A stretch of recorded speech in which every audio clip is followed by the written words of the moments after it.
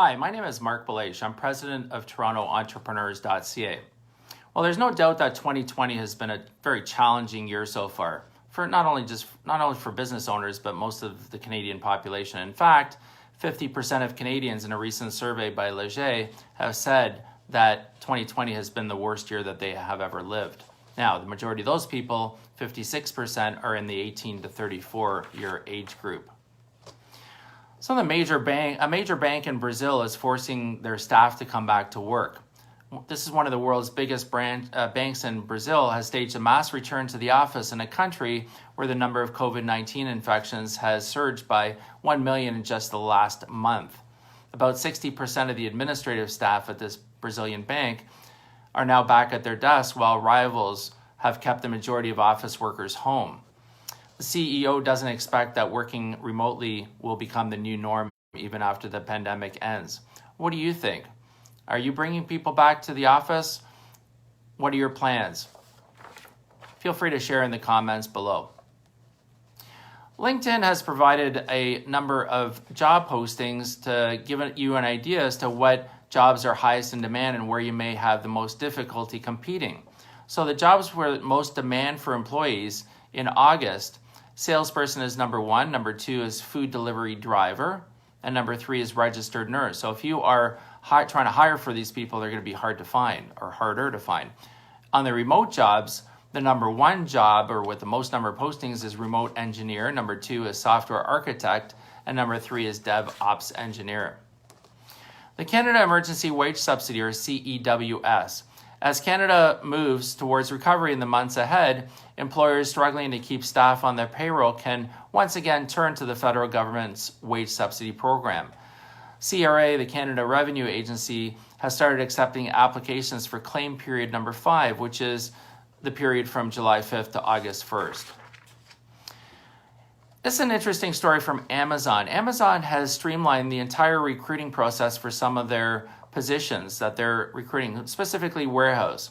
So basically they have these people who are looking for jobs complete an application online, they watch a video, they complete a quiz, and 20 minutes later Amazon emails them a job that they've received the job and what shifts that they have received and what they need to do, what they need to bring and where they have to show up.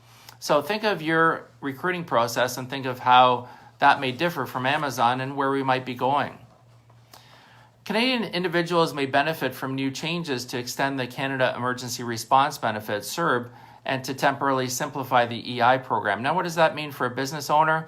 Well, that could mean that people are still going to be hard to find as you're looking for people. The CERB has been extended by an additional 4 weeks up until September 27, 2020. And after that, people may also be able to go on to a modified EI or employment insurance program. So that factors into your hiring as well.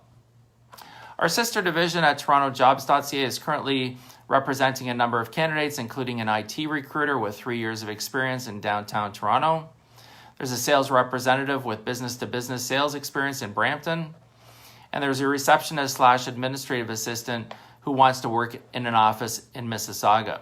So if you're interested in any of those 3 individuals or have other staffing needs, feel free to reach out to our sister division and email sales@TorontoJobs.ca.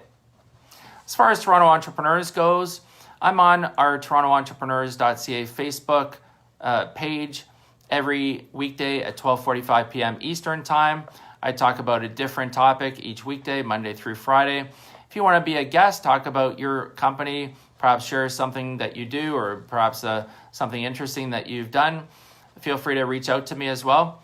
And you can also check out our Toronto Entrepreneurs Conference and Trade Show YouTube channels for some previous videos that we have as well. You can also join some of our upcoming virtual events that TorontoEntrepreneurs.ca presents, including the Canadian Virtual CFO Conference that happens this Thursday, August 27th, the Learn and Connect series for entrepreneurs that happens on Wednesday, September 9th, and the Canadian Virtual Sales Conference that happens on Wednesday, September 30th. For more information about those events, visit TorontoJobs.ca/news. That's TorontoJobs.ca news, NEWS, and click on the link for the virtual events. So if you're a business owner Some of the things that you may want to do this week: review all your job descriptions. Make sure they are all up to date. Review with your existing employees tasks and responsibilities that may have shuffled over the last few weeks and months. Update your training program if needed. And finally, review your organization's policy for working from home. This is really important, especially if the rules have changed. You should make sure that the policies are consistent with what is actually happening. So in conclusion, there's lots of changes that are happening right now. There's a lot of companies and business owners that are trying to figure out what to do, where to go, how to pivot, and so on. It's an opportunity for you as a business owner to reset and find opportunities to make dollars. And there are encouraging signs that business is improving as companies continue to reopen and the province of Ontario reaches into stage 3. Thanks for watching. Again, my name is Marc Belaiche. I'm president of TorontoEntrepreneurs.ca. Connect with me on LinkedIn and follow us on Twitter, Facebook, LinkedIn, and Instagram. And visit our website at TorontoEntrepreneurs.ca, where you can find out about other upcoming events and other articles that may be of interest to you. Thanks for watching. Have a great day and stay safe and make this the best week you've had ever.